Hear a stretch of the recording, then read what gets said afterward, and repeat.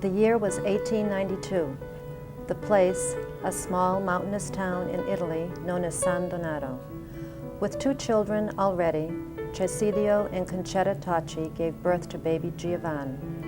Together, the family, which eventually grew to 7 children, 4 boys and 3 girls, lived on the 2nd floor of a big stone house, below which they kept and tended to sheep and goats. 6 years later, in October of 1898, Virginia was the first child born to Angelo and Lucia di Gregorio in Acquato, a township of Salernia, Italy. At age 16, Giovanni, along with most of his immediate family, sailed to America, leaving behind his mother and little sister, Anina. It was not until 1948 that Concetta finally made the journey to join them. In similar fashion, while Virginia was 11 years of age, she took the voyage to the United States with her 2 brothers, also leaving behind their mother, who was to join them later. Meeting for the first time on American soil, Giovanni, known now as John, after undergoing, as each of his siblings did, a name change to adapt to their new country, met Virginia, and the courtship that followed eventually brought them to the altar, where they wed while she was barely a teenager and he but 19 years old. The year was 1911. The first American-born generation of Toccis began in December of that same year, with the birth of Geraldine, and followed in quick succession by Frances, Germania, Antoinette, Angelo, Lawrence, Laura, twins Anna and Lucy, Valentino, Connie, Jean, Esther, and lastly Joan. Although Virginia had family in New York, she and her husband found community in Nonantum, a village of Newton, Massachusetts, living first on Morgan Place, then Hawthorne Street, then a pair of other flats before building a 2-story brick home on Linwood Avenue in 1926. Although Virginia had family in New York, she and her husband found community in Nonantum, a village of Newton, Massachusetts, living first on Morgan Place, then Hawthorne Street, then a pair of other flats before building a 2-story brick home on Linwood Ave in 1926. It was 3 years later that John and Virginia, along with their then 12 children, were to begin living each day beneath the dark cloud of the Great Depression that enveloped the country and made survival a way of life. You had to be sponsored when you came from Italy. In those days, not like it is now, you know, any immigrant can come over. Once they really had a quota, and they stuck to the quota. You had to be guaranteed a job here in the United States and have immediate family here, and that's one way of them coming over here. They couldn't just say, I'm going to America. It was a long process, and they had to be approved by whoever the officials were. Okay, they got checked up on, you know, make sure who you're going to live with. My uncle, my father's brother, you know, and so and so. And that's how our families came here. Today, it's so different. They've really gone out of bounds. But still, they're immigrants, and they're like our parents. They want to be here where the money is and where the food is and good life is. We often said, why did my father stop here when he came from Archer? Why did he stop here in Boston or Newton? Why didn't he just continue going to California, where they had the warm climate and the grapes, where you make your own wine instead of buying the grapes all the year? But that's the way it was in those days. They just came over when they were young kids and just stood where they landed.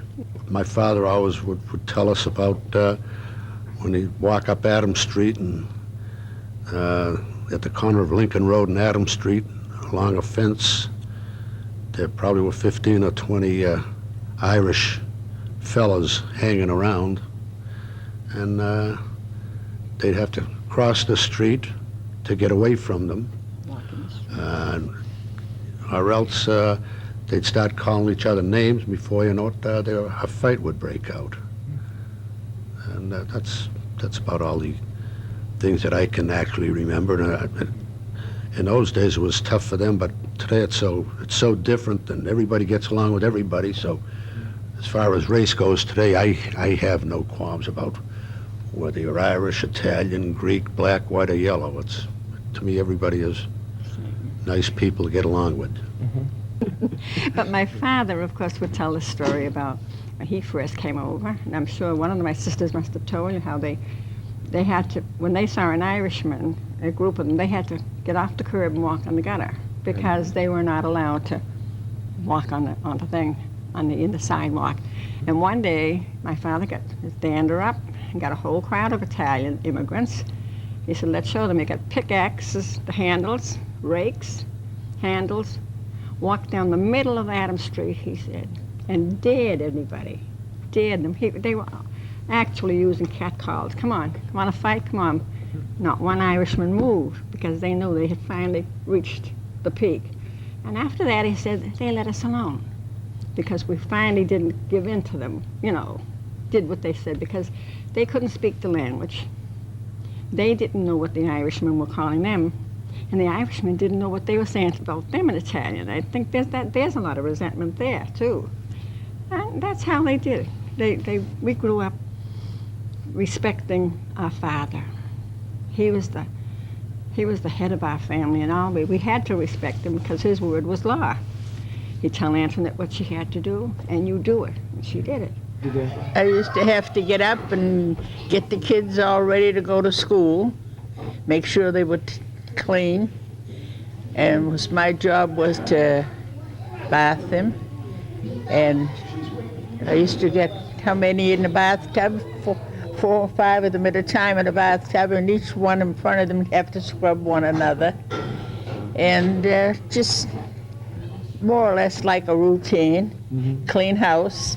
I used to have to clean the house before I went out and did working for other people, And it was tough doing two jobs, trying to get the kids ready. I got out of school when I was in about the 10th grade. Yeah. I had to get out on account there was no work, and it was hard to get along in the family. And ones up above me had to go out and go to work. That was during the Depression. It seemed as though that it was always a depression, as far as I could remember. Work, and it was hard to get along. The kids kept coming all the time, and that was the way it was. And that was a tough time for us with such a large family. My father lost his business, his money, the banks went under, and my father's money went under with them. His father worked for the wealthy. No, we considered them wealthy. He started out his business, of course, pushing a wheelbarrow, he used to tell us, with a rake and a shovel, and he got himself customers. And they were good. They were good years. I said, gee, Rocky, I don't know how your father did it. But he said, no, we never went hungry. There was always not much money, but the rich people. And in those days, they weren't Irish, they were the WASPs. Newton was full of the WASPs, the Yankees, the old Yankees. They had all the money. And he was a good gardener, and he was a good man, and he used to get up at 6 in the morning to stoke their furnaces. It was his job. 3, 4 o'clock in the morning. To stoke furnaces were run by coal, no oil or gas in those days. So he has to go to all of his customers, get up 3 or 4 o'clock in the morning, go to Newton Highlands, Warburton, Brookline, all around, feed the furnaces, then go back at night, work all day, go back at night, feed the furnaces again, go to bed, get up in the morning, and just do the same thing day in and day out. That was even on Sundays. Wow. It was You had to tough. get out and feed those furnaces. So Papa had his chores. He had to try and support, at least at that time, I think he had to support 9 to 10 children. And my mother was probably still pregnant with another one. And finding masonry work and the rest of it was tough. Because who was building during the Depression? They didn't have the money to build. But he'd scrape money. I don't know how he did it, but my mother always had a meal on the table. Not meat. If she had to put a meat in it, it would be put in a stew, and the whole family would enjoy the flavor. But we couldn't get what we got today. We can have steak every night if we wanted today, but those days were tough. But they did their job. The Lord was with them. It was good.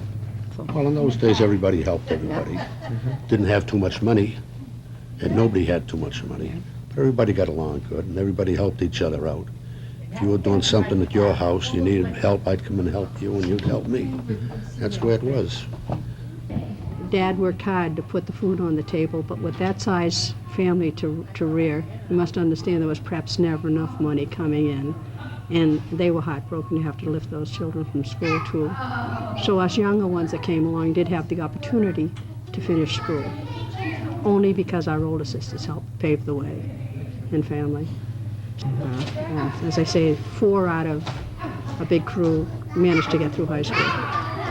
And so that's why I think today we're all very conscious that we want our children to go on and have a little bit more than we presumed that we had.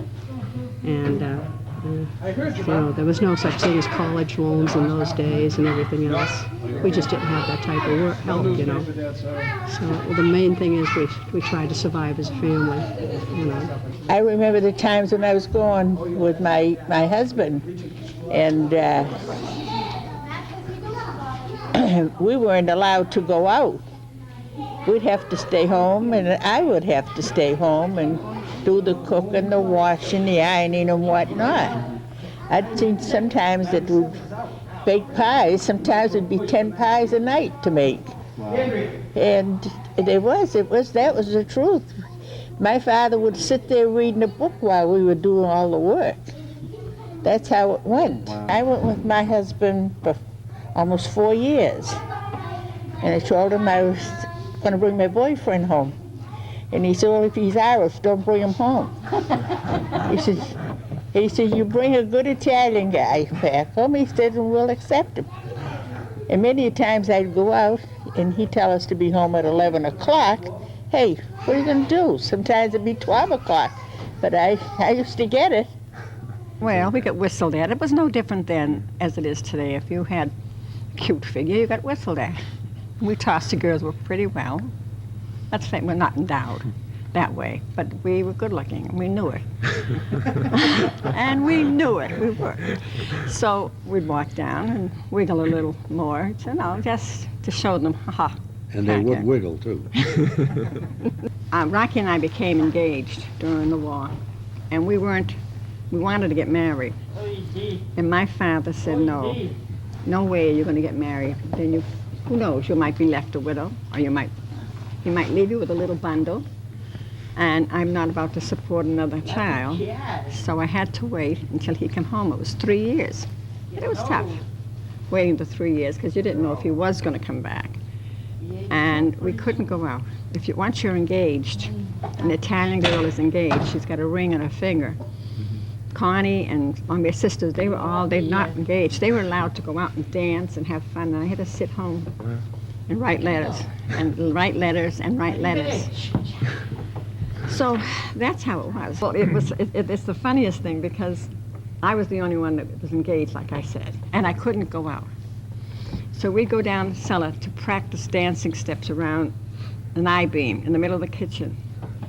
And we'd make believe it was the man, and we'd, gyrate around it and grab it. And, well, everybody took their turn, and then I got up and I started singing. In those days, Brazil, the song Brazil was, it was so popular. So I changed the words, and I'm going, Brazil, I'm here waiting for your thrill. and I said a little more, and I'm still gyrating. All of a sudden, my sisters are behind me. First they were laughing and clapping, and then all of a sudden their eyes were getting bigger and bigger. And I said, wow, I'm doing a good job. And I did a little more gyrating, a little more. And then it happened that my peripheral vision is perfect. I just happened to turn my head a little bit and saw this man creeping up behind me. It was my father with fire in his eyes.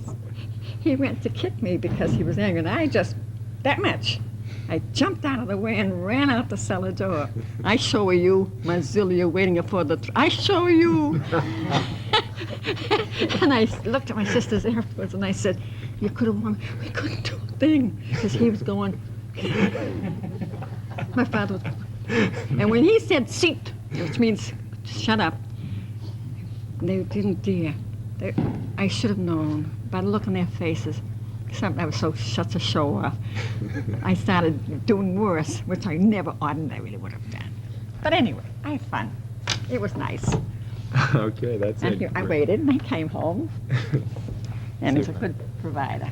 Well, I always did have a good impression of them because I grew up down the lake and they lived on the other, we used to call where they lived on Linwood Avenue, we used to call it the other side of the track being Watertown Street.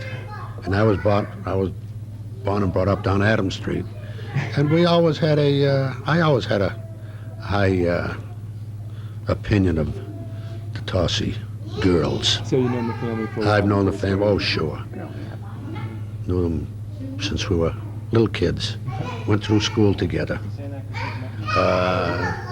And I understand that I'd be driving up the road, I had just got my license, and she'd be walking along the street, and I'd pass her out, and she'd thumb her nose at me and make He wouldn't pick me up. and make obscene gestures of some kind because I wouldn't stop and pick her up. But I always thought they were all good. They were all good people. I guess I was the last one to enter the family, being with Joan being the youngest. I didn't actually come into the family until 1953, but we did meet in 1950, and I did go into the service for 2 years, and we corresponded during that time. And I was discharged in 1952, and we got married in 1953. You know, when I first came into the Tocci family, you know, it was big, you know, and I had to get used to that, you know. But I managed to meet them all and know their names after a couple of months had gone by. This, of course, was in 1950. Yeah. But we weren't going together that long then. It's a big family, and they all got along well. And like I said, I don't think I've ever seen any fights between them. So, and it's really a remarkable family. And well, I'm glad I'm one of them now. My brother Angelo was a workhorse. He was the eldest boy, which makes it tough in an Italian family, because he is, as my father was the king, he was the prince. Italian sons are still considered the prince of the family. No matter how hard you say to them, hey, look, and I'm the same as them. Oh, no, you're only a girl. When you get married, you don't belong to me anymore, but my son is going to be my son. He's carrying my name. Well, he did a good job. He worked his head off. He was a workhorse. He was in the army, artillery. He was the toughest part. And the sad thing is, he went through the whole war at the front lines and everything in the artillery, came home, went on his own, moved out, went on his own apartment. He had very bad tonsils, was afraid, a man like that, he was afraid to have his tonsils out. So what he got, in those days they called it the Quincy sore throat. What do they call it now? Strep throat. But in those days they called it the Quincy sore throat. And he died in his sleep. And my mother was brokenhearted right up until the day she died because he wasn't home with her. She used to care for him every time he got this sore throat. She would put the poultice on his throat. And What poultice? Poultice. They used to make a poultice of linseed and oil and what was the other stuff? It was like a flour. And they'd put it on it. It would kind of ease the pain. Mm-hmm. And she never forgave herself for having him go out on his own. He was only 30 years old when he died. Now that's young. And she said he had to go through the whole war, the worst part. And that was the sad part. She said, and look, an ordinary sore throat got him. But he wanted to be on his own so much. He was going to be his own boss. I went away to the service, he said, and nobody told me what to do. I was overseas. I want to be on my own. And he was. Now, there was one more, was it a brother? My mother said that had died of milk poisoning when he was a baby. That was Lawrence. Lawrence. He died. He was only 18 months old. Lawrence. And Lawrence who said it Tuss. was the milk poison? My mother seemed to think it was milk. Or No, that's what she told us. I thought it was but the flu epidemic. In those days, they don't have the binders, the medicine that they could have. They used to scald their milk, give them ripe bananas to try and bind them up. A lot of stuff. Didn't work naturally. He died finally. And that was sad, especially where she had only 3 sons and 11 girls. He was born just before Laura. Wasn't he born before Laura? Mm-hmm. About a year and a half before Laura.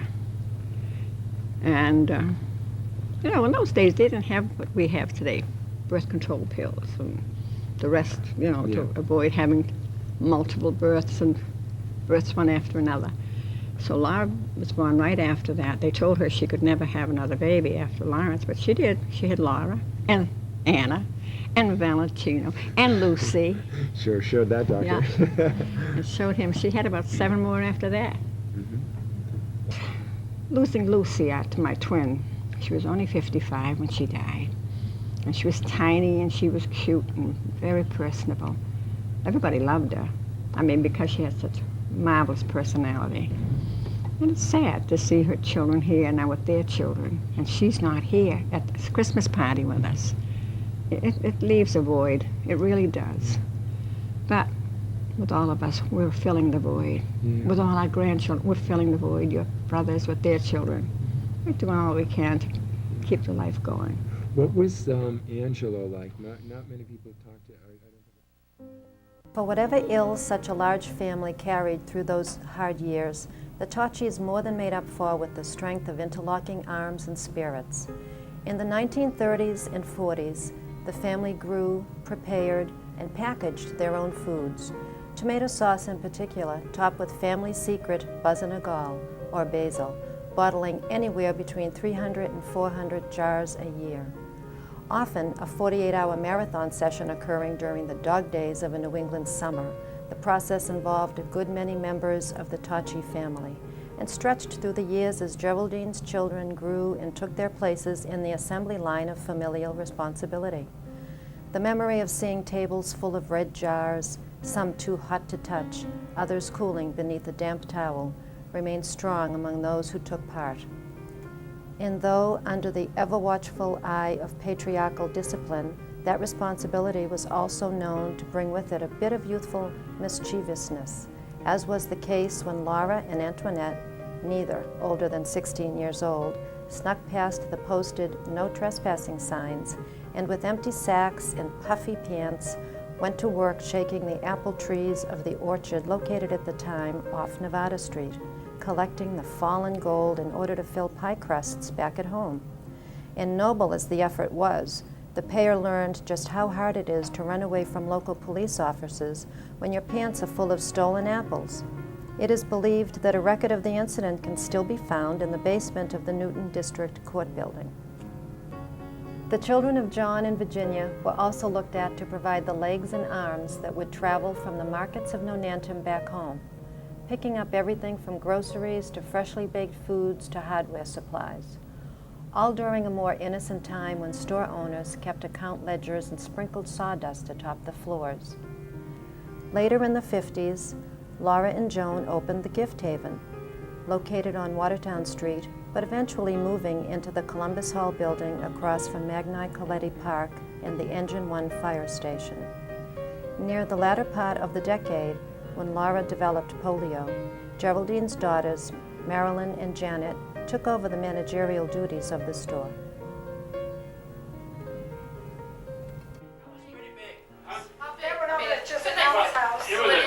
It was a good sized lake. Oh, yeah. It was a good sized lake. We used to skate on it It was on all in the maps. wintertime. And we used to fish it for honey pouts. Yeah, we did ice And fishing. somebody dumped an old car into the pond, and I remember going over there trying to fish for the honey pouch, whatever you want to call them, and reaching over to grab it, I fell in, and I couldn't swim. So I grabbed up and got up onto the car after a bit.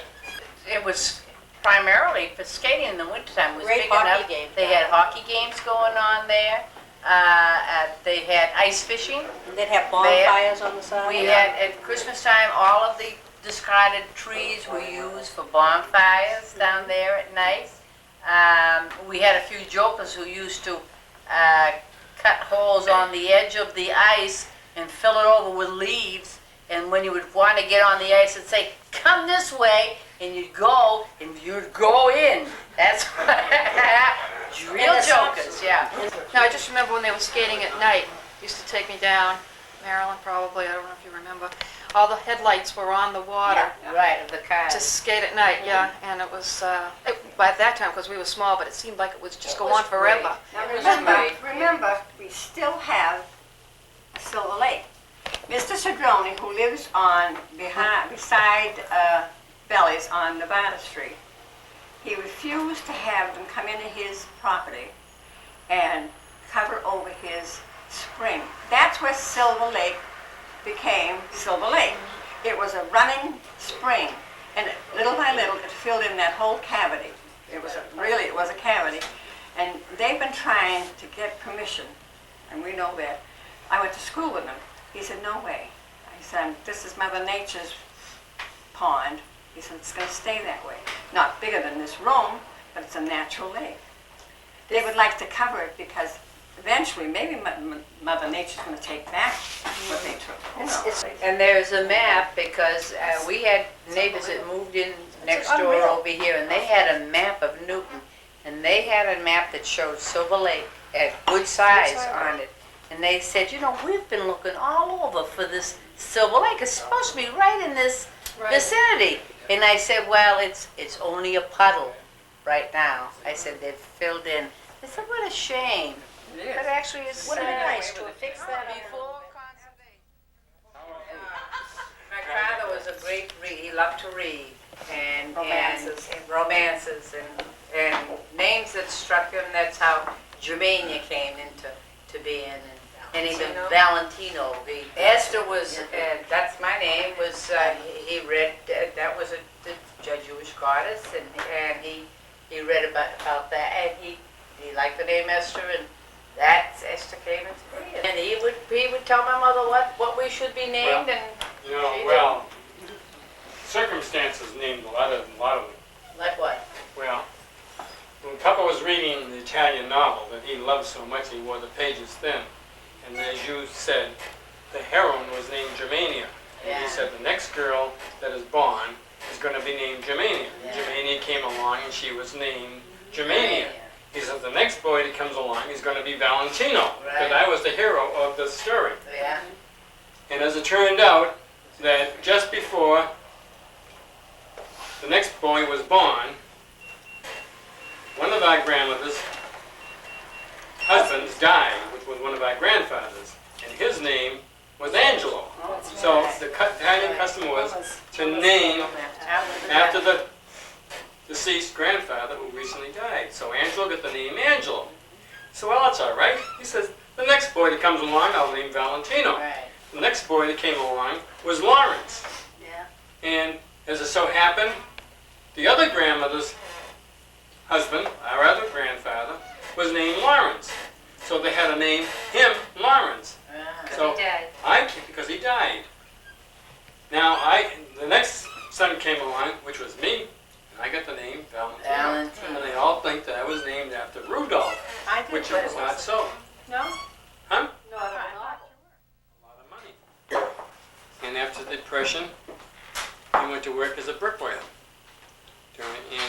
During the Depression, he worked as a bricklayer, and he worked as as I understand, he worked as a guard or at night, a night watchman, and until Depression came to an end, and then he started again in the business, and he took in, because he had no cash, he took in his brother, Tony, who had some money that he saved, and the two of them entered into a partnership, and they were going along, doing work, nothing big, but growing. And then another one of their brothers, the youngest brother, Larry, who got fired as a auto mechanic, they put him on, and because he was probably the most educated of the three of them, they put him in the office, and he, little by little, became the head honcho, and we got a big job just before the war at the Watertown Arsenal, and in this job a large profit was made considering the time, and Uncle Larry and Uncle Tony shared heavily in the profit, but Papa didn't get beans. And when I was told by the secretary, who was also a cousin, she said, "Isn't Papa a partner?" I said, "Yeah." I said, "Actually, he was the original one." She said, "Well, how come Uncle Tony and Uncle Larry were able to take $20,000 and put it into the bank, and your father got nothing?" I said, "Well, they said that they broke even." And when I told my father, he wouldn't believe it, and my mother pressured my father into going down and asking to see the books. Well, my father, having had no education, they showed him a set of books which were apparently doctored, and he got nothing. They showed nothing. And then he was suspicious of the fact that they certainly had to make money on the Watertown Arsenal job. And he said, "Listen, I want out." And so they gave him a pittance for his share of the business to get him out. And at that stage, he started on his own again. And at that time, I was in college at BU, and we started out and we were repairing sidewalks, doing chimneys. From there we went on and we did one-car garages, then we did two-car garages, then we did an automobile showroom in West Newton, which was a Plymouth agency. From there we kept on growing, and we eventually became John Tocci and Sons. We had gotten to a point where we had 8 jobs going, because I was covering 4 of the jobs and Papa was covering 4 of the jobs. But at this time, Papa became ill with a heart condition, and he was advised not to pursue it any longer, so that now the burden came upon my shoulders to more or less police the 8 jobs. And one day, I had a flat tire, so I had to change my order of checking the jobs, and came almost in reverse. And every job I hit, I was really astonished at what was going on. In one job, which was a big job in Westboro, which was a language school for boys, and we're building the dining common out there, I found the bricklayers, foreman, and 2 of the bricklayers sitting in the car listening to the World Series game. I went into the shack, the office shack, and there was my superintendent sound asleep, because they didn't expect me. So it was a different time.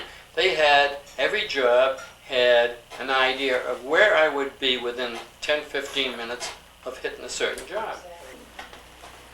I now, at this point, decided that maybe it would be best for me to only figure enough jobs for me to cover.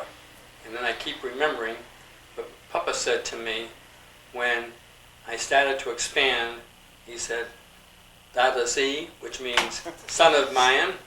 He says, "Take a lesson from the hen. When she wants to hatch her eggs, she doesn't lay an egg in every corner of the hen house. She puts them in one nest so she can sit on them, so they'll all hatch. Because if you went all the way around the hen house, none of them would hatch." And this proved to be so, and as a result thereafter, I only would figure and get whatever jobs I could personally supervise. It was very profitable because I think he kept a good tight ship. You can't run a construction company and get so big that you lose sight, or you give it to someone to take care of. They're not going to take care of it like you would take care of it. You know, they're gonna get soft on some guys and everything else. And that's why Val was very successful, I think. And also you should tell him that it was John Tocci and Son, Your first son was named John. Business still has gone under the name of John Tocci and Sons. Well, Yeah, it's carried on. it was their job to go out and earn a living, make the money. It was our job to stay home and help.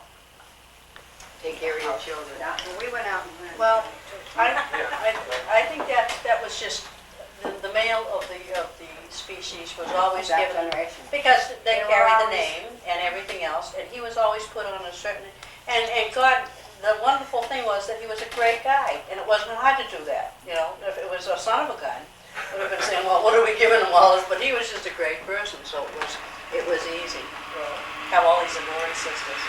That generation, it was expected that the men, they were supreme. They were put up on a pedestal. Italian men, I would say, not the Italian men mostly.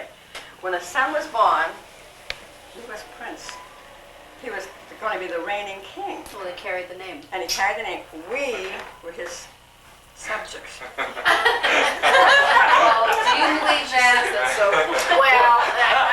Well, people used to say to how long come so many girls? You mean, God, all those girls. What was your mother and father thinking about it? And we said, well, hey, my kept father trying for kept more trying boys. for a boy. They kept trying. You can't fault them for trying. I don't think he was disappointed. I'll tell you one thing. I could always remember Mom. She would do, Saturday was the day that I did the laundry on Saturdays. I remember, just me. They all had jobs, but my job was to do the laundry. And I'd have piles and piles and piles and piles. And one day, I'm putting the clothes through the wringer, and my arm gets caught away up to here. Yes. And I'm hauling for my mother. I remember that. And I always did the laundry, Anna. I did, you can ask Mama. I'm not accusing you of nothing. No, I did the laundry. That was my Saturday job, and I had piles and piles and piles. I remember. Where was I? You were doing Wait a minute, where was I when I was up on Mama? doing the third floor. Every time, I was the one that was doing the laundry because it was Nothing's going changed. through. Darling, I It never remember changed. being there with Mama. But anyway, no, I did it every Saturday. I'm sorry, but they would go out and hang the clothes, but I was at the wash machine. Well, maybe I changing get it on water. Tuesday. I'm gonna watch every day. No. But on Saturdays, we did the big laundry, the beds were stripped and everything else. But I come can- ironing day, my mother would sort out the laundry. Through the line, into that tub. But she would never allow us to do Papa's clothes or the boys. She did their ironing, and she'd give us our piles to iron. Yeah, we all had a pile. Always, but we would never do the boys' clothes. You My never saw father's shirts had to be starched just so, and he would go out, get a handkerchief, he'd clean his shoes with it. My mother. Remember the roller in the wash machine? Yes, we And had. Angela went downstairs to get a drink of water and stuck her Caught head his under, and he caught his hair and then in the roller, and he was screaming and he lost all his hair. Because I was always with them. I was a Yeah, brat. They wouldn't have And I breath. was always with them, always with the older people, never with anybody her age. But I remember She was 20 Saturday years old when she was cleaning, 3 years old. and I also remember when they had dates and it was their turn to do dishes. You know who got paid off for doing them? Yeah, they Water. Drive you. A quarter. If they had a big date, you'd wash dishes or Yeah, something. I would wash dishes for them, take their turn, right? Correct? When they show up before Pa went to play bocce, and, we'd all wait for my father. We'd say, hurry up, get out, because our dates were coming. If the date showed up early, It was my friend. it was his friend. After I got married, my father says, you think you were killing, you think you were fooling me all the time. I know, And you know how popular he was sometimes said, we get sick, my father never entered our bedrooms. Never. He would stand at the door and talk into us. Right, girls? Right? Never come into our bedrooms. That was, and neither did the boys. the boys never did either. The day that I got married, and Jim and I went over to see the nun that had Jim in high school, and she said, make sure you come over. So we walked over to say hello to the nun, and my father thought we left him at the church. He walked, we didn't.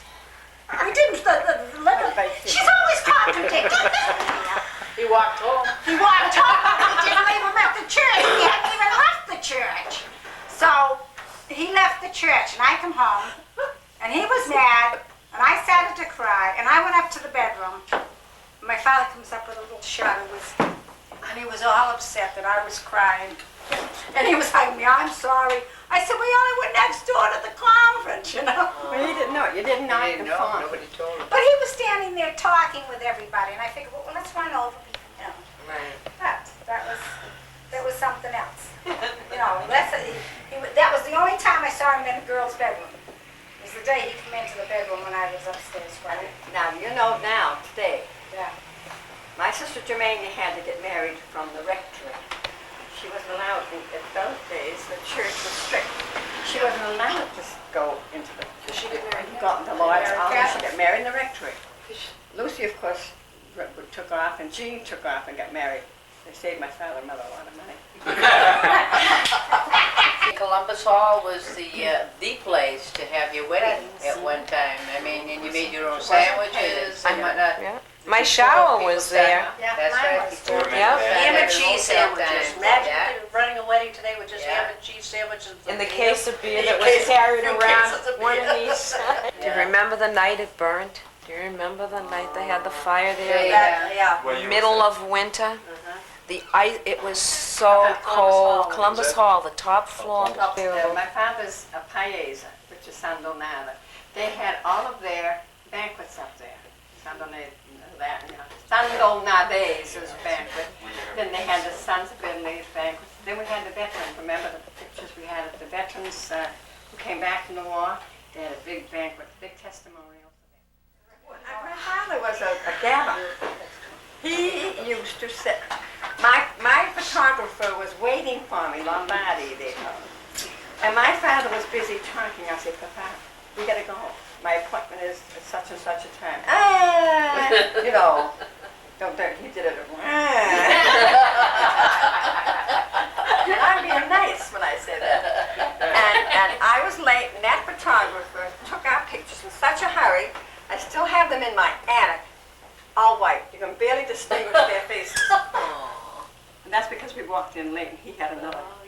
Oh, it was terrible. Yep.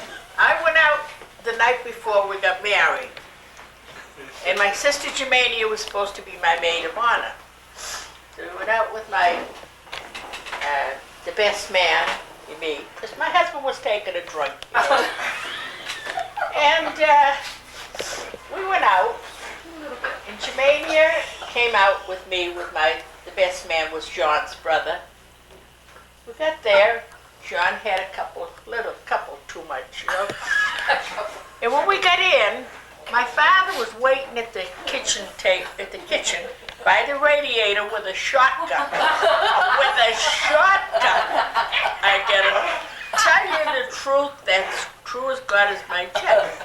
In those days, they were used to bringing, the night before, we're supposed to stay home and meet the Italian people that were bringing you a couple of sheets or a couple of pillows. That's right. That's right. To say thank you and all that thing. Well, I wasn't home. We got out. We got home about 11 o'clock. And I was supposed to be home at 10:30 because the people were coming by, boo, by what, all right? So we come in the door, and Germania sneaked up the front door and up the bedroom she went. And John and Bobo, my brother-in-law, got in the car, and they were waiting. When I got in, my father pulled me by the hair. He says, "Where was you?" I said, "Well, nowhere." I says, "We went out and we had a drink, you know." And he says, "That's a good time. See this gun? I'm going to shoot you." So I said, "Well, Pa, you shoot me, you're going to go to jail. I won't be around." And he had the book in his hand because he was reading the book. He says, "I gotta give you a kick in the behind." And he pulled me by the hair.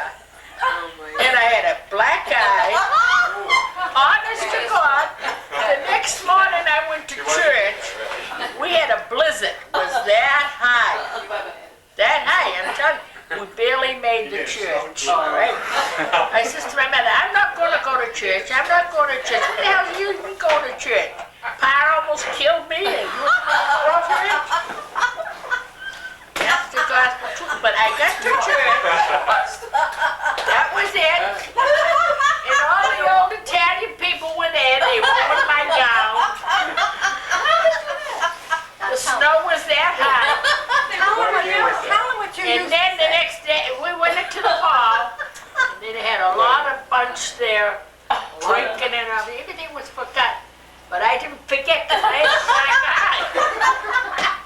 Tell them what you used to say. My father, she was a different. She'd come in all hours, and my father would go over her to hit her. Oh, Papa, lasagna! Oh, it means, oh, my Papa, the blood, the blood.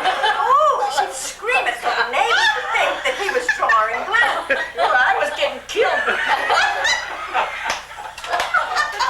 was down the playground one day.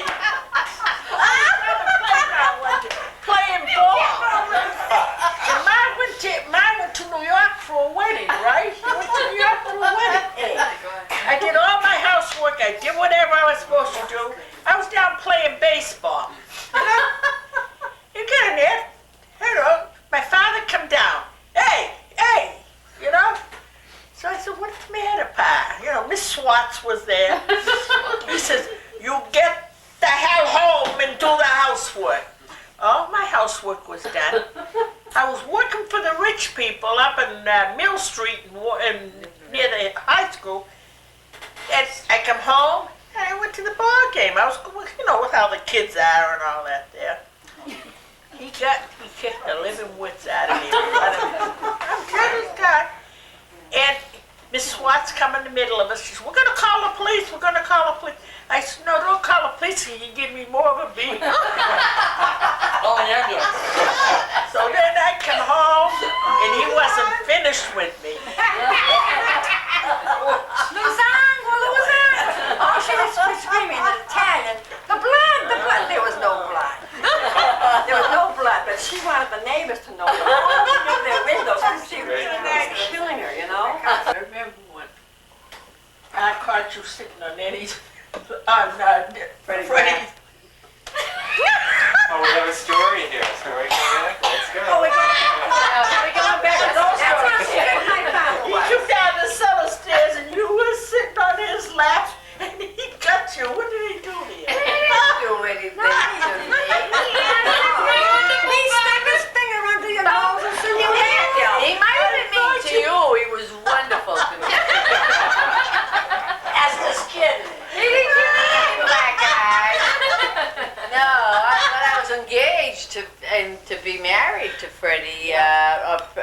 Yes, I had gotten an engagement ring, but even then it was the time was so I learned by so strict, and it was at a party. It was at a party, and Freddie and I, he wasn't even sitting on his lap. He was sitting next to me. I was sitting next to him on the same chair. And my father came down the stairs, and he said to Freddie in Italian, "Mother scroccolo bottila nungaba," which means I'm going to hit you over the head with this bottle. And my husband, to me, said, "Go ahead." And that's all Freddie had to say. And from that day on, he gained my father's respect. He really did. You know, Freddie said, "Go ahead." In other words, if it makes you feel happy, go ahead, do it, you know? And it really, he from that day on, and up until that time, when Freddie would come to see me one night a week, and would sit in the library at the time, my father would come in and he'd say, 11 o'clock, meaning get out, to my husband. But after that incident, my father would say, "Good night," and go to bed and leave us. That was a no-no, you know that, but that's how much he respected Freddie. Tell my story. He knew he was serious. You need to tell I got to tell this one. You know, being the youngest one, I used to be in the house here, and I'd watch all the sisters drive up with their dates, and they'd sit in the car and neck a little bit. And it would irritate my parents because they were worried what the neighbors were saying. You know, there they are sitting on the car on the sidewalk. So I say, oh boy, when I get my boyfriend, I'm not gonna do that. I'm gonna fool that. I'll neck someplace else and come home. Well, I come home one night and Vinny walks me up to the back thing and he's just giving me a kiss goodnight. And Pop walks up to the driveway. Boom! I got a swat. And he said, I'll see you later. And he called me in that case. He said, what do we do? I said, oh no, my father was just embarrassed and he walked in on us and he would give me a kiss goodnight. We weren't really kissing that much. We had just walked up. So, but it was just his on. He was afraid the neighbors were looking. We were in the entryway there. It was so funny. worried that we were going to say. You are funny. Now, It my was mother funny. bought 3 raincoats. My mother always bought things in 3s and 4s. Reversible raincoats. So I was already in the house with mine. My sister Lucy was down saying goodnight to her boyfriend a block away, under a street light yet. And my father caught me necking. He looked, he said, that's one of mine. I know that coat. I recognized the coat. When Lucy saw him pass by, she said, oh my God, that's my father. What am I going to do? She took her reversible coat, turned it inside the other way, walked in, she said, hi, Papa. Hi, Lucia. He's sitting in the chair waiting for the one with the other raincoat. Poor Laura comes in. Poor Laura didn't know what was going on. She'd already been out. She came in. It was the side of the raincoat that he recognized that was down. Well, match! And he said, God, what did I do? What did I do? He's hitting her. It wasn't me! Oh, he's beating the hell out of her. And Lucy's up on the top of the stairs saying, and that's how cruel we were to each other. His honor. It was his honor. Yeah. You couldn't do anything around the neighborhood. Don't shame my name. That's what he used to say. All I know is my father was always the boss. And whenever my mother bought anything, he was the one that bought it, not my mother. Everything was, you like it? You like the big nice, I buy that for her. But my mother put on a big front. I always remember that, and I always did it myself. Oh, Yeah. I used to do it, and I used to have John get always the credit. And that made him feel good, so what the hell did he know? I was me that was paying for it. Right? Over the grass for how much I was laughing, you know? Yeah, we had a lot of laughs. Okay, I had a request. We had a lot of sad days. We had a lot of good days. Right. Yeah. The second-born generation of the Tocci clan, beginning with Marilyn, Geraldine's firstborn in 1935, grew quickly, further strengthening the lattice work of the family and creating a tight community that extended not only between siblings and cousins, but also included those who joined the family through marriage. John's grandchildren also felt the long arm of their grandfather's influence, though in a far friendlier atmosphere. Since not a single of his children moved very far away once married, it was common knowledge and tradition among the many cousins to see and grow up under the watch of the sisters, some of the children often being but a bike ride away. I think in all our families, as far as I can tell, religion played a big part. I can remember my mother. One of the greatest times was when she was able to go out and actually buy a family Bible, ones nice big thick ones, and it seemed to me for eons, every night she would sit down and read us a passage out of the Bible, and make sure that, of course, we went to church every Sunday and Sunday school and whatnot. In my family, it was important, really as an extension of the Tocci family, because we were like a lot of immigrant families, the Tossis I'm talking about. We helped build that church because it was an immigrant community, and every generation contributed something by either you were baptized there, you were confirmed there, you were married there, and you generally were buried from there. And it was always a constant in our lives. Growing up, our ladies, what they did have, I don't know if you remember, they used to have Friday night dances. Oh yeah, the CYO dances. The CYO dances. Sure. And that was, that was, for us at the time, the greatest thing going. You know, you could actually go and meet girls and dance and meet people that you wouldn't ordinarily see, you know. And those wholesome, fond memories, those dances and whatnot. Yeah, the kids would come from the public schools. Yeah, exactly. You meet the girls from the public schools that you always thought were maybe a little more vice versa, liberal.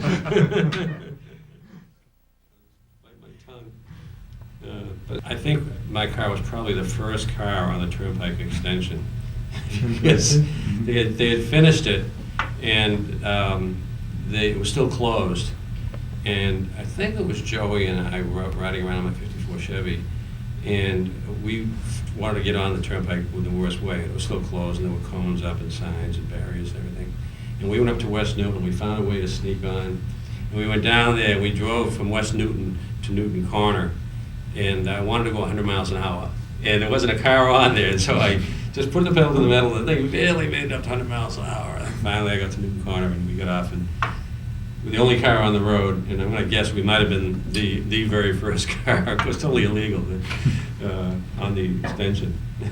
The Turnpike seemed to change things in that it eliminated this kind of pastoral neighborhood that was up there.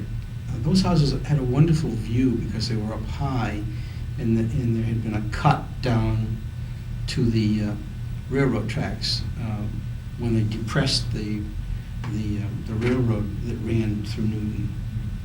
You might know that at one time that railroad ran on the surface, and then around the turn of the 19th century they depressed it because they were killing people, knocking them over as they tried to cross the tracks. So the Turnpike was very important. It seemed to separate the north side from the south side of that particular neighborhood. My father actually worked on it. He drove one big ukes, as they were called, the ones that had the big tires, big as a man, And on Saturdays, when I wasn't in school and he worked, he let me go along with him. And at that time, I was, I don't know, maybe 13 or so. It was a great thrill for me to be able to climb up in that big truck, And I don't know how long it took the Turnpike to be built from start to finish, but it had to be a while because I can remember graduating from school, going off into the service, and it wasn't completed yet. When I came back, it was, in fact, when I got in the cab at Logan Airport, and I told him where I wanted to go. He says, well, how do you want to go? You want to go the scenic route, or you want to go the Turnpike? And I kind of looked at him and I said, let's go the Turnpike. And that was my first drive ever on the Turnpike going home. And it was like maybe in 8 minutes we were home. It was unbelievable. I think what the Turnpike did was it really made that area much noisier. It was a time before they put the Turnpike in where that train, those train tracks weren't used, of course, all the time. There were only 6 or 7 trains a day, and in all the other hours of the day it was quiet. And there just seemed to be an integration of the neighborhood. And even Washington Street was quiet. It wasn't as busy as it is today. Newton was a much slower paced place when we were growing up in the 50s and in the 60s than it is now.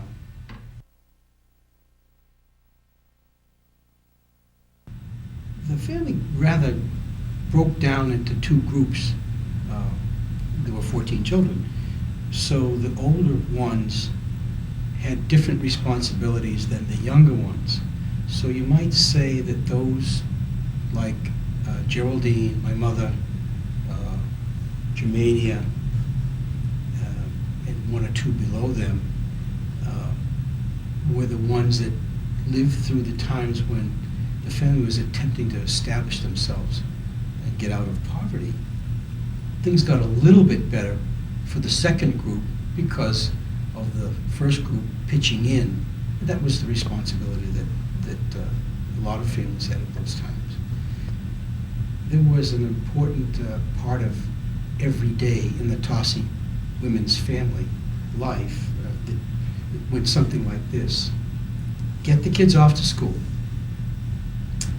and as soon as they're gone, get on the telephone and talk to your sisters. And somewhere along around 3:30, 4 o'clock, when the little bell goes off in your head, decide that you better do something for dinner for your husband who's coming home from work. And rush out to the store and get something and prepare it. Most of the husbands never understood this, never even realized it was happening. We had a kind of a little slogan in the family, the best way to get information out is telephone, telegraph, or teletossi. And it was all based upon that network. You had like Aunt Esther and my mom and Uncle Val and that group, Aunt Joanne, who were, when they came along, the family was more established by then. And your mom and your mom were older now and able to help Nana. So obviously I wasn't around then, so I don't remember much that went on back then in the early years, just what I hear. But everybody was taught the basic skills, like you say, the cooking. It was passed down from sister to sister, which was a wonderful thing, and how to take care of clothing, and then when they went off to be married and raise a family of their own, they had a lot of these skills. I remember Aunt Lucy. She was the great one for painting.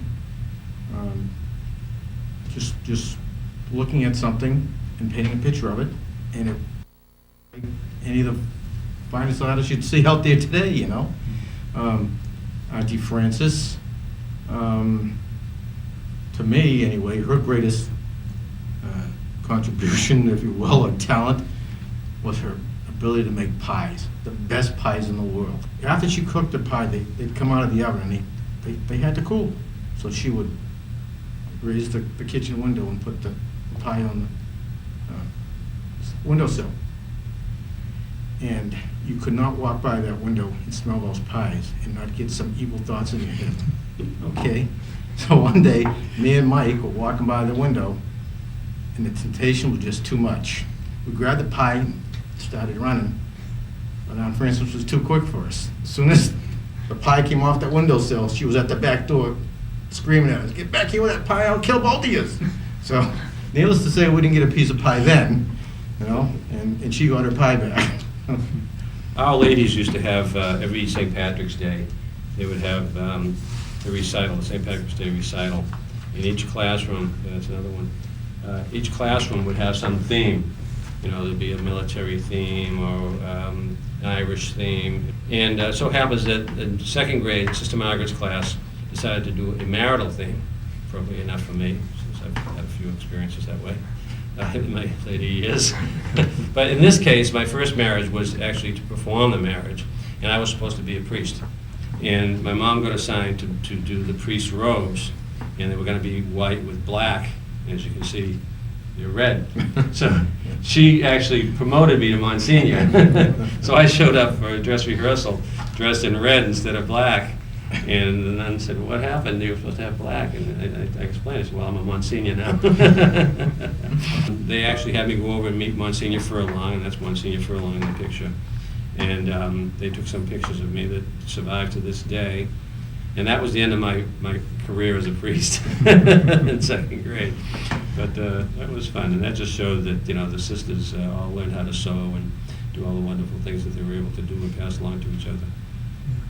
I remember, and I tell this story often, about the younger women in the family. In fact, all of the women, but particularly the younger ones. They were heroines of the women's movement before there was a women's movement.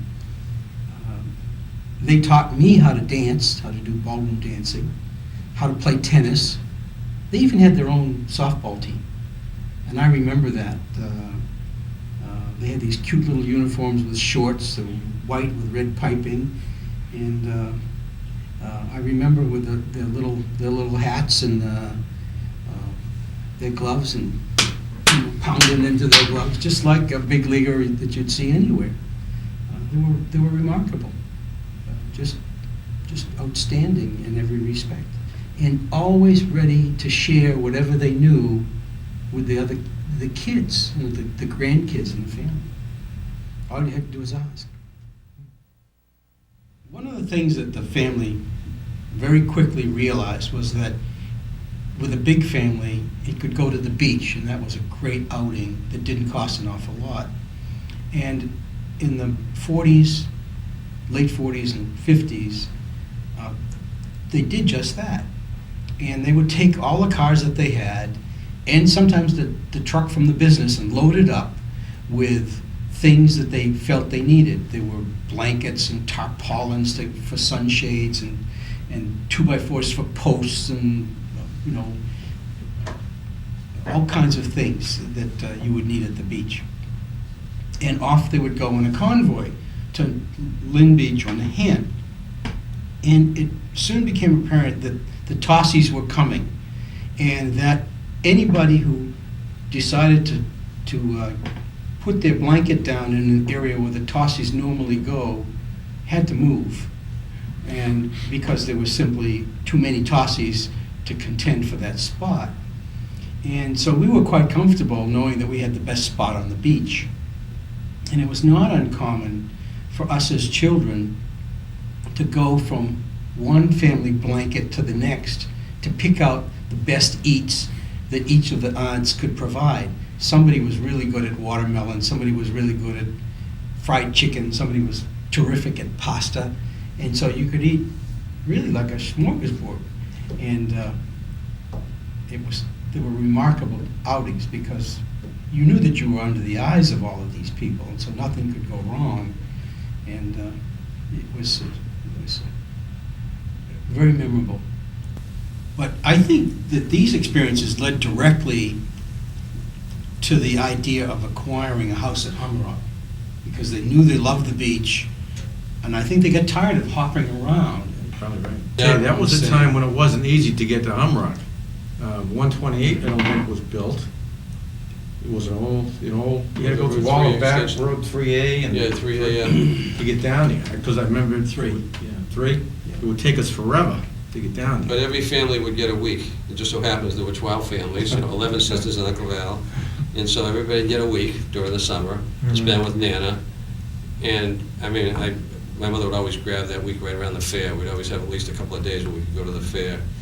And it was great. And my dad would come down at night, or he'd stay back at the house. And it was just a terrific, that 1 week was like a little week in paradise with just Nana and your mom. And I don't know, did your dad come down when you get down there, or did you stay down there? Oh yeah, he came down, but it was always a long commute for the guys that worked, because they had jobs. Being an all-construction family, everybody was out of town all the time, and it was always the trip home plus the trip down to the beach, and sometimes they only made it a couple of times in that week. Yeah, and I remember clamming. Back then you didn't need a permit or anything, you just go clamming. And you'd go out during the low tide out to the flats, and if you stayed too long, you're lucky if you got back. A couple of times Jackie and we almost did in the water we up to here. We weren't about to give up our clams after being digging for 2 hours, And I remember one time we caught an eel off the bridge, and I brought it back, and Nana said, what'd you catch? And I said, well, nah, we didn't catch anything. All I caught was this eel. And her eyes lit up. Said, an eel, and she took it and she cooked it. She ate it. I didn't eat any, but she loved eel. And she just loved it. I remember sitting there for literally hours eating clams around that table. And I can still conjure up the smell of the nutty pine. Right. Yeah. Remember the nutty pine? You walk in, even now, my Zillies have it, you go in there to visit, and it still has that smell. It's a wonderful smell. It seemed like everybody kind of migrated down there on a weekend. And it was like, probably back when you were going to Nahat or something, you literally took over the beach, and all your cousins would be there, not just one or two, but it seemed like everybody was represented, and we'd all go back, and I don't know how, to this day, I don't know how the women did it, but they just made these meals that would feed 50 to 100 people, it seemed. That's another thing I want to say. I've never seen a group of women who worked so well together. For example, at the end of dinner, when you're at Nana's house, that just automatically the aunts would stand up, clear the table, and wash the dishes, and it was done. And they were always having a good time while they did it. They had mastered that skill of taking a task that everybody had to do and making it kind of a game. Yeah. They didn't think about it, they just got on with it. And that's a great lesson. It's an absolutely marvelous lesson. I mean, nobody had any dishwashers, No. you know, it just, but, you know, bing, bang, boom, it was done. You know, and they all worked so well together, you know. The word love didn't pop up a lot, you know, maybe on cards on birthday and stuff like that, but you didn't hear a lot of I love yous the way we do now in our families. And I'm not sure where that came from or why it wasn't a part of our upbringing, but that didn't go on a lot. But the way they showed their love was at making sure that you were well fed, and, you know, if you needed help with your homework, she was always there. And, you know, as a cub leader, you know, she, a den mother, I guess they called it back then. She was a den mother, and she always participated very strongly in those sort of things. So, like all of them, they were very much devoted to their children and to their husbands. It wasn't always, in fact, hardly ever, I love you type of thing, but you knew just the way she treated you and things she did for you, that was there. To characterize my mom, and she got to characterize as probably the original party animal, you know. To say she was an extrovert would be, you know, an understatement.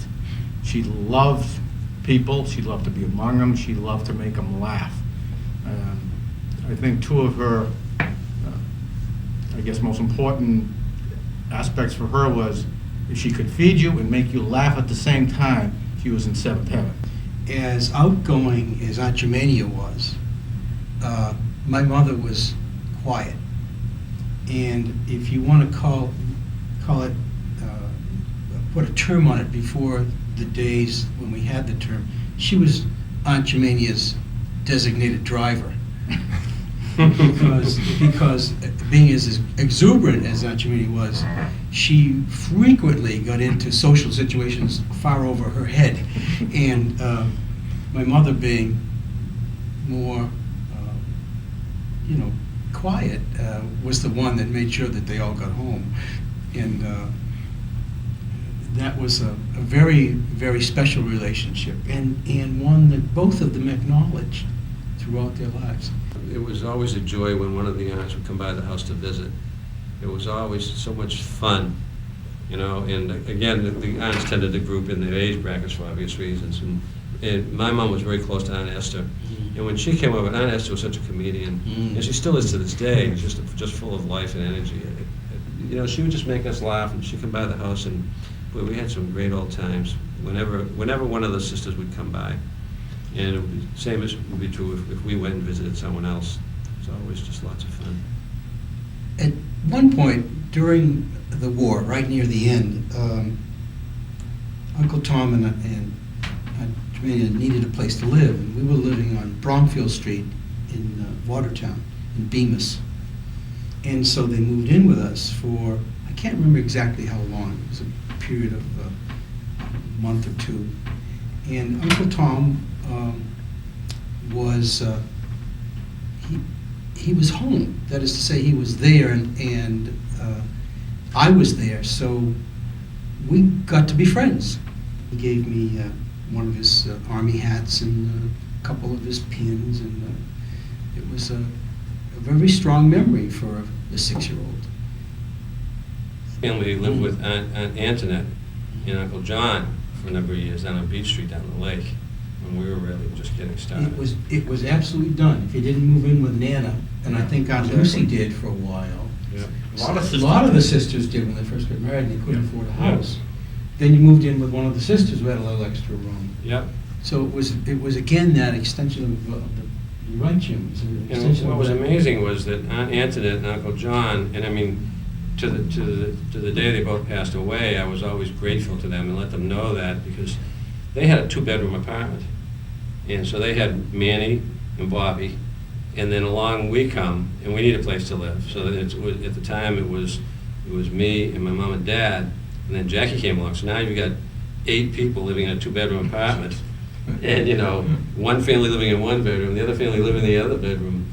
And we all coexisted, and it was, I remember back, and it was happy times. Love that. I also remember him as being kind but grumpy as he got older. Didn't have much. There were too many grandchildren, I guess, for him because they were always in his hair. He got a little grumpy. Grandpa was kind of a godlike figure.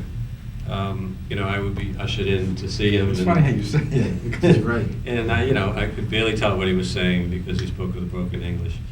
And but he would tolerate me for a few minutes and put me on his knee and do the obligatory things that he was supposed to do. But like you said, Frank, he had so many kids, and you were lucky to live across the street, so you got to know him. But you know, he was the father figure that you would go and just be in his presence briefly and then be ushered off. And that's how I remember him, because my dad has a lot of stories about him as a boss, because my dad worked for him, and he was a real slave driver. And that's how he built up the company, by being the guy that he was. He was able to really get the most out of workers. And I won't say some of the phrases that he used to use, but you know, he was fair and hard driving. And he was obviously so generous, you know, having 14 kids and all these grandchildren, and his home was always open to everyone. You know, you always knew you were welcome there. And that's how I remember him. You know, like Queen Victoria, who would rule over this vast family. Oh, yeah. And if she wanted something, she would say, you know, it would be nice if I had. And it was, you know, fill in the blanks, and then somebody would come up with whatever it was she wanted. Exactly. Yeah. I don't think she had any one favorite grandchild. She just bestowed her love equally on all of them, you know, and it was great. And as Frank mentioned before, I think at least maybe half the sisters at one time or another lived there, you know, with them. And I remember growing up that was the one place I could always go, no matter when, what time of the day, and just hang. And Nana would always have something there to give us to eat. You know, she was one of these cooks that would have nothing, and then 5 minutes later, there would be a meal there. It was amazing, wasn't it? It was always manja, and you know, remember the favorite phrase of everybody was, he's a good eater, or she's a good eater. That was very important, to be a good eater. But I also remember on Christmas, which was my favorite.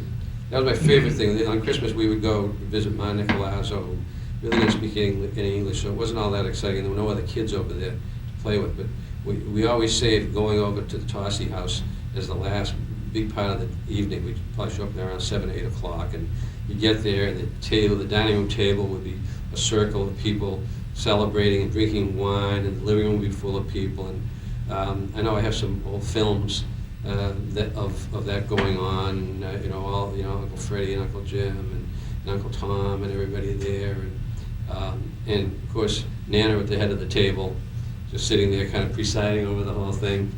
And then us little kids, of course, we were a little older when I was a little kid, but I remember going in there and I would sneak in and I just kind of eyeball the cookies, and you know, in amongst all the cookies were the almond macaroons. Your favorite. And I go over and I get one and I make it away. I have one cookie, you know, like nobody noticed me. I go back for the next one and Jimmy, that's enough. You act like you act like you never eat or you never get fed, you know. And so my mother get embarrassed. That was the end of my cookies for the night. Not only had you been to Nana's house, if you were lucky, on Christmas Eve, but after Christmas morning, and you open your present, you could, you know, put on your new sweater or whatever it was that you got, and go over and show your grandmother, you know, show off your presents, and it was all part of it. And see your cousins, and some of the most notable and dangerous times of my life were as a result of visiting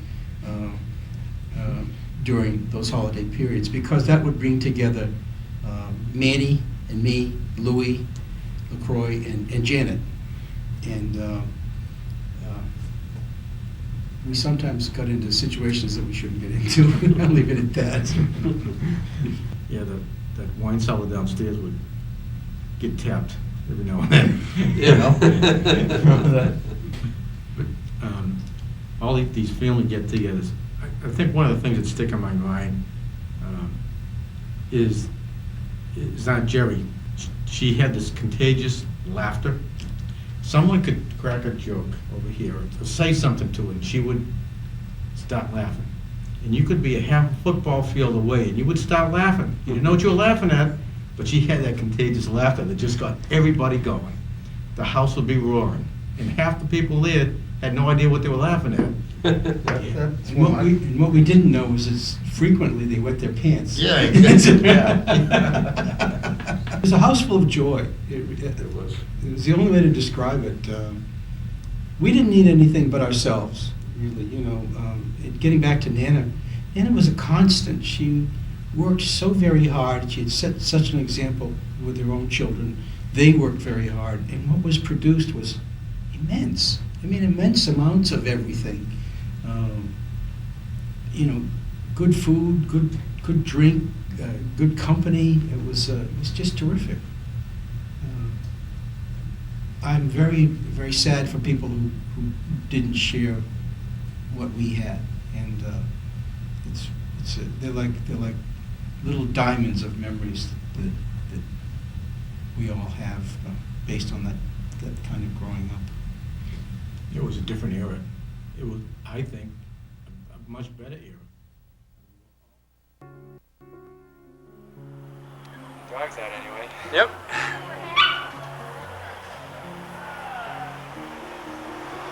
I think he's got you. Okay. Okay. Ready? Okay? Can you guys move out of the picture, please? Here. Thanks. Messing with progress. I have that sun's bright. Lights all over their face. Can you get what? Take the light off our face? Yeah, no, it's gonna be tough. All right, try to pick her up now. Try to pick her up. Oh no!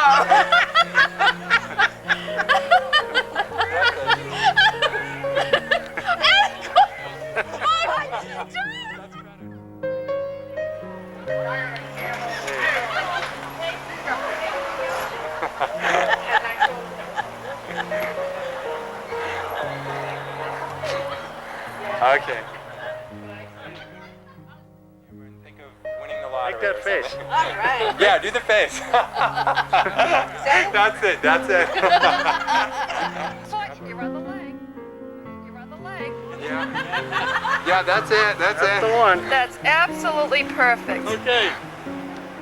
Just look for 5 seconds. We're Italian. And he's got it again. That's right. Just hold your arm up. That's it. That's it. That's the shot. Your leg's worse. You're not in this picture. It's just us.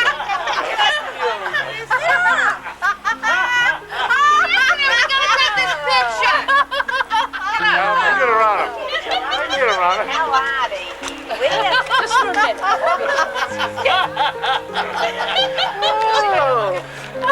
The next step. I have to be like this. See, put my hands in. You need to come down, bud. That's better. That's it. Look in the camera. Debbie, can Debbie come on? Yeah, Come Deb, on, come on, Deb. Deb, Come on, Deb. Debbie. Debbie doesn't want to be entertained. Okay, look into the camera. We're looking. Think of good thoughts, money, power. Good thoughts. Food. We get to eat in 5 minutes. That's the best. Stop or smile on This is the last shot. That's the one This is the line. Okay, everyone.